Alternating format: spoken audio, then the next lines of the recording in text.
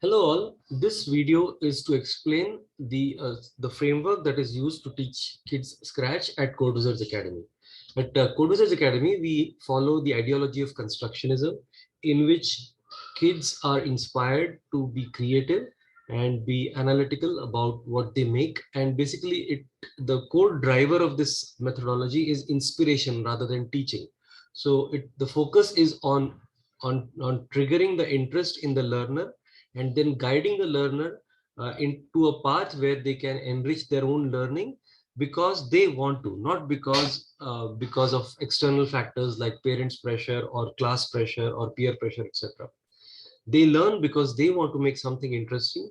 They learn because of the satisfaction of learning. So that is a core ideology. It's called constructionism, and it was developed by a very world-leading scientist and philosopher, if you say, educationist, called Professor Seymour Papert from MIT in the 1970s. So going with the idea of constructionism, of giving a lot of freedom to kids, we don't have a formal curriculum in which kids have to follow one step after another and strictly follow a single line of thinking, a single line of development. But that said, we don't let leave kids to their devices and leave them free to do what they want. We have a very well structured framework. The word that we use in place of a curriculum that we would prefer is a framework. So here we see on your screen is the outline of the framework. The framework is divided into 10 levels, level 1, 2, 3, 4, 5, 6, 7, 8, 9. The 10th level is not a regular level, but it is a level in which kids are completely free to develop a complex game, and that counts as the course completion project. We give a certificate on the completion of the course, and the remark that they get on the certificate, whether it's good or excellent, depends on factors such as these, like how well they did in the course completion project. Now, let me introduce you to a bit of the framework. So the 10 level framework is divided into three parts. If you see, one is chapter 1, 2, and 3. In chapter 1, the chapter 1 is focused primarily on gaining familiarity with Scratch, getting to know the Scratch UI, getting to know how blocks can attach together, getting to know all the little features of Scratch like duplicating sprites and using extensions, etc. So also we all in level 3 of this tourist level, we try to cover core blocks like forever, if then, if touching, etc. And why is this called a tourist chapter? Because when you visit a place like a tourist, you enjoy the sights and sounds from a distance. You really don't get into the lives of the people of the land that you're visiting, but you visit interesting sights and sounds. Everything is new for you. You try to take in the atmosphere. You try to enjoy it. So the first tourist level is primarily going to be about familiarity, but from a distance, and trying to primarily enjoy the process. Now, the chapter 2 comes to backpacker. Here is where kids can start making small journeys of their own, small forays into the world of Scratch, trying to build little things on very much on their own. So level 4 is about understanding the coordinate system, which is very important even from their mathematics curriculum point of view at school. So here we do a number of activities where we teach them how the coordinate system works, and the activities are meant to test and flesh out their knowledge of the coordinate system.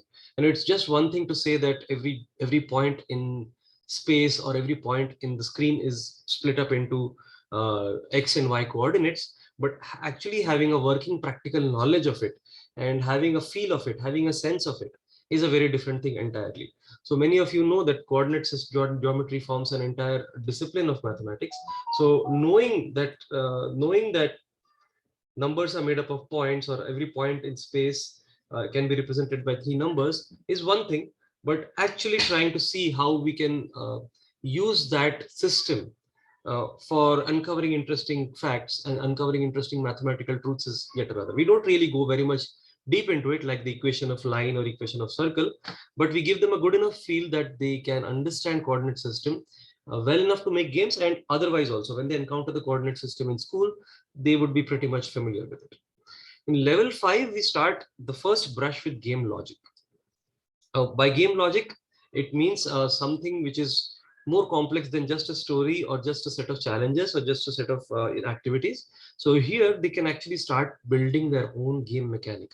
In level 5, we focus on two mechanisms that are used in games, which is first is point and shoot, and second is continuous spawn. Spawn is creation of some image dynamically. So a lot of images of some maybe a monster or maybe chocolate, they'll keep getting created at periodic intervals. So here a game is actually a complex piece of logic. So here we introduce the very basics of game. We don't introduce menus and scoring, etc., but they will start making games on their own at level 5. You should see when your kid is at level 5, you would see them making small games that we have taught, but it would be even better. And the success of our methodology will be when you see them making games on their own. In level 6, we introduce them to some of the foundations that are foundations of computer science, even computer programming languages, which is variables. So level 6 is going to be all about variables. Variables form the core of any programming language, whether it is C#, C++, Java, or anything. But the concept of variables is very simple. It's basically a storehouse of, it's a storage for a piece of memory. That memory can be sound, that memory can be a sprite. And typically in Scratch, we only have numbers or strings that can be held in variables, but the concept is exactly the same as it is in Java, C++, C#, or any of the professional programming languages that developers use in many IT companies, most of the IT companies. So here we do some games. They are games. So here after level 6 onwards, we are actually only going to make games. We are not going to do small activities, only going to make games. Of course, in each level, we do give them coding challenges, which is like a test of their knowledge. So the coding challenge is very different from the core activity. I'll come to how a particular level is fleshed out in just a bit. Now, in level 7, you introduce them to operators, greater than sign, less than sign, and, or, and not, etc. So operators are also a core aspect of programming, like many of you who may have done programming know.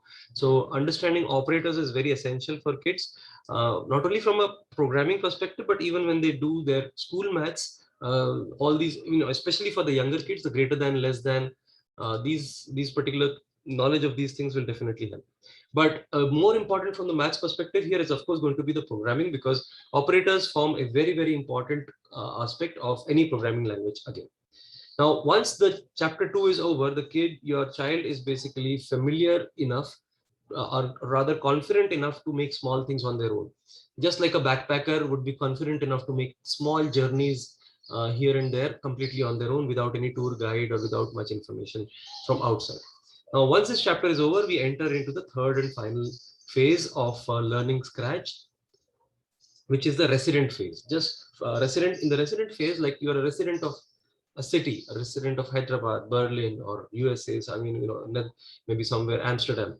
So as a resident, you feel comfortable enough to go anywhere. You know how to pick up how to take the bus and go to the mall. You know how to drive to your friend's place. So basically comfortable in that zone. Here kids are comfortable, but still they're learning. And the goal is also to start with comfort and go to greater comfort, discover more deeper nooks and crannies, which normally non-residents would never know of. So in level 8, we start using at level 8, 9, and 9, 8, and 9. There are no new blocks introduced. However, kids will learn how to use these blocks in many interesting ways. So in level 8, we introduce far more complex game logic than they have used before. So in level 8, they will get to use the knowledge of operators also and put a lot of things together. And game logic, so levels 8 and 9 together will cover logic like jumping. Sorry, jumping should have actually been here. I'm sorry about that. So jumping, side scrolling, standing on platforms. Then there is an interesting logic called the catapult logic, which will teach them about the motion of a trajectory, the path of a projectile. The trajectory of a projectile. So all these levels are actually quite complex, and it really challenges the mind of any child who's trying to learn. So in a side scroller logic, they're actually going to try to make a game which never ends. So although you have a very small screen in which to play the great game, which is the scratch screen, the game logic works in such a way that the entire game moves back rather than the character. So you have an infinite world in which the character can play. Now, to create the infinite world is also complex, because they'll have to use a for loop, a repeat loop, to put all the blocks of the world together, and then create elements of the game like monsters or a football or whatever, or a helicopter somewhere logically in the game, and make sure that that particular logical element appears into the screen when the player logically, not really, but logically goes to that part of the world. So in this, I'm just giving you an example. In the trajectory motion, they learn that when the x and y of a particular sprite, they change simultaneously, then you get a slanting motion. And then when you apply gravity logic to it, which they will learn in chapter level 8, it starts actually looking very much like a real projectile, like a ball that they would throw in the field. And so this will help them a lot in trying to understand projectile motion when they do encounter this in grade 8 or 9 or wherever. And then in level 10, once they are armed with all the knowledge of Scratch, all the different logical blocks, etc. Of course, our aim is not to have them stop at this. This is to show them that complexity is possible, and then you can master complex logic on your own. So once they master this complex logic, once they understand, we encourage them to go out and do their own research, or to use their own creativity to create more complex logic like jumping, side scrolling, gravity, etc. This is only to give them a broad framework and the confidence that yes, complex logic is under their control. So this is about the broad outline of the Scratch framework. Now let's come to a sample level, how a particular level is structured. So I'll just take the example of level 4, just as a middle ground between the introductory and the complex levels. Levels 1, 2, and 3 are a bit introductory. Levels 6, 7, 8 are quite complex. So we have a title. I cannot actually, this is internal documentation, but I'm still sharing it with everyone. But just to make you understand. So we'll quickly go through this. So a level has a heading and a main goal. It's so like the coordinate system. This level is mainly going to be about the understanding of coordinate system. Now we have two sections here, what should be covered and what should not be covered. That is because we leave a lot to spontaneity. Like we leave a lot of things to the imagination and creativity and the chemistry of the teacher and the student during the class. So there are some things that are mandatory. We have to complete these activities, but we by chance, if the kids and the teacher are meandering or veering towards different topics, they should stay clear of this particular topic, which is very closely related to this. So that's how we manage the freedom. We give some mandatory activities and concepts that need to be covered.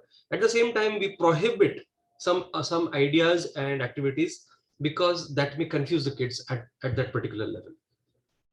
Now, then each level has a lesson, has multiple lessons. The lesson ID has some information in. So, so you see, this is the lesson ID is SC401. What this means is this is level. This stands for level 4.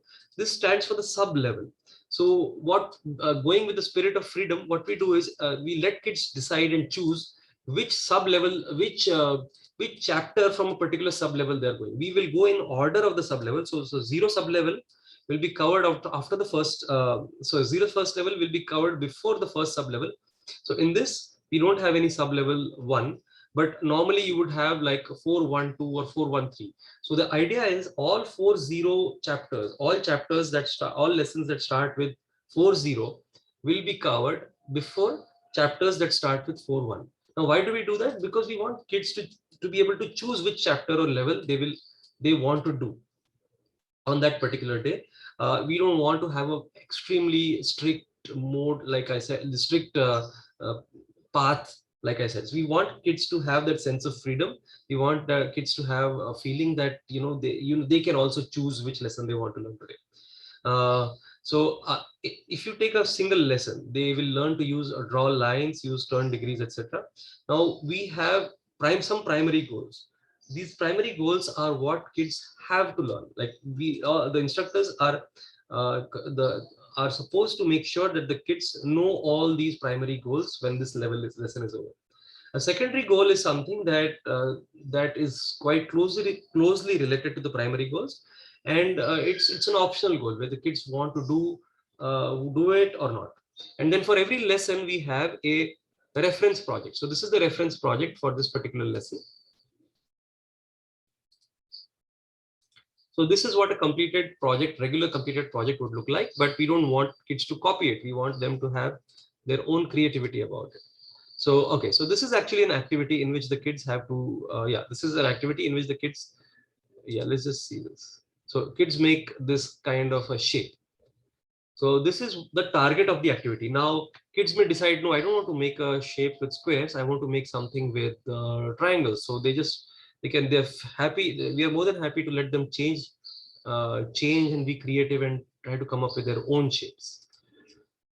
So that is about a single level. Now, in addition to the single level, we also have so these are all internal documents. We try to anticipate what kind of cognitive problems or what kind of understanding problems that kids may have during this covering the particular lesson. And this is like a guiding principle for any teacher to it's just like a help for a communication help for teachers to understand. So there are some typical learning challenges that we have identified for every lesson. So why kids may or may not be able to do it, and some communication tips which help teachers to communicate by using an analogy or maybe here in this case you have a YouTube video in which kids will understand. Like this lesson is about making a shape with another image, with some other image. So there's a YouTube video here which gives the basic idea of how good grammar and spelling. Just 1 second. Okay, so I won't go into That it inspire. right now, in addition to all of this, we want to make sure that kids have learned all the basic concepts properly. So we give them some coding challenges and some questions in multiple classes. I mean, during the classes. So suppose if your child has learned the concept properly, then he or she should be able to complete this coding challenge, like take a sprite, change its position so that it is in different positions of the screen. Kids have to guess where the sprite should be. So this is like a question for them. Where will the sprite be when you set it to 220 and x 220 and y 140, y 160? So the answer to this is the top right corner. In this particular level, we don't have something called a Kahoot quiz, but in every other level, we have something called a Kahoot quiz, in which kids will actually play an interactive quiz with other children. And this will help them remember the small things that they need to remember for making more complex games and projects. So this is like a coding challenge in which it's like a test. It's like a mini test. So we keep having these mini tests and quizzes every second class, maybe every class. Or sorry, I didn't see this Kahoot quiz. So the Kahoot quiz is actually there. So Kahoot quiz is an interactive quiz in which it's like a very fun way of testing the knowledge that kids have, and it's also pits one kid against another. It's not to give them a feeling of competition. We don't want them to be too competitive against each other, but having somebody to reference against, to check against also is very inspiring. It's also a lot of fun.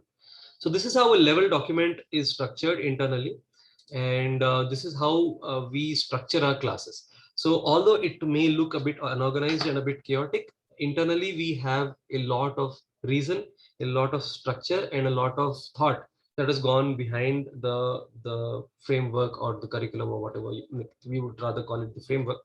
So a lot of thought has gone behind the framework, and in addition to the framework, whatever is outlined in the framework, the lesson idea, the lesson plan, the Kahoot challenge, and the coding challenge, we also like to give kids free time as they go along. So initially, when during lesson 1 and 2, we may not give too much free time, but starting from lesson 3, 4, and 5, and especially from level 6 onwards, we want to give a lot of free time to kids for them to come up with their own ideas, do their own things, partner up with other kids in the batch, and try to do more and more difficult things.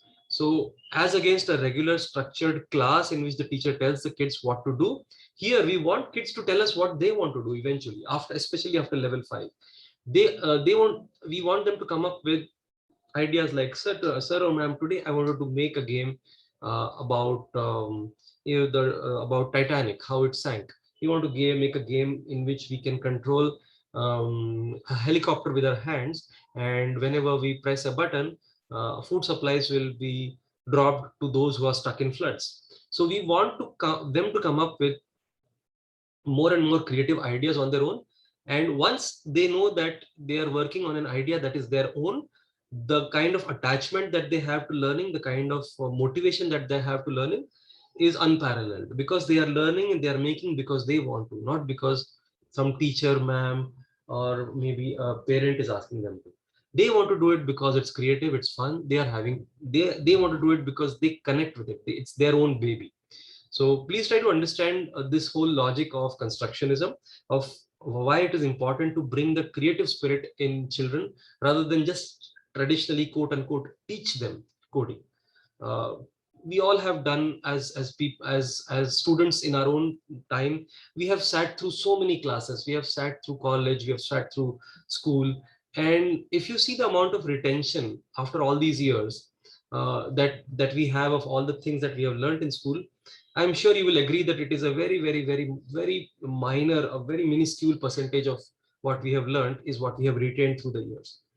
But I'm sure we have all remembered how to, the things that we were passionate about as kids. Maybe we wanted to paint something. Maybe some kids would make balls of of uh, of stuff that they would pluck off the trees. I mean, I used to do that. We used to do that. So things that you have learned with passion, things that you have learned with interest, they will be retained. And that's where we are looking at. We want to make sure kids are energized, are enthusiastic, and are having fun. That's where true and deep and meaningful learning can happen. Thank you very much for watching, and I hope this answers a lot of questions that anyone may have about the Scratch curriculum from Code Wizards. Thank you for watching.